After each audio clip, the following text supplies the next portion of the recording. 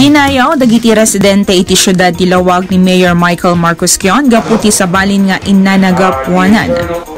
Nabayadan nga minen tinasurok sa nga 14 milyon a pisos ng electric bill manipod iti Ilocos Norte Electric Cooperative. Tinasao nga utang ket ng rugi pay idi 2006 ngem babaen ti liderato ni Mayor Kion nabayadanen tinasao nga utang. Nagsayat lang una yan, tani apo yun, ket mapagtalkan, ket pudgo ti servisyo na, tatiga po na, ket nabayatan na tayo utang ti Lawag na 40 years.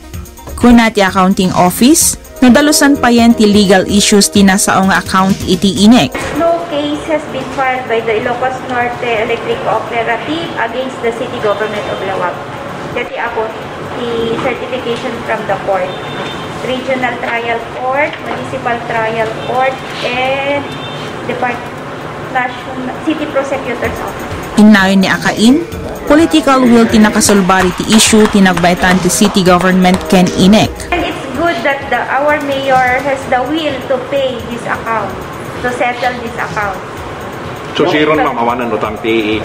Yes sir, awan ti utang tayo ti electricity bills, up to date tayo. DJ electricity bills tayo ti December, binayadan tayo pa. Ti-check tayo dated December 31, 2020. Political will talaga ti kasapulan tapno progreso ti mesa nga syudad. Kasi naramid ni Mayor Kion nga nabayadan na ti utang di INEC. Nagkarimet ti INEC nga mapasayat amin alinya iti kuryente iti syudad ti Lawag tapno napinpintas ti serbisyo iti elektrisidad.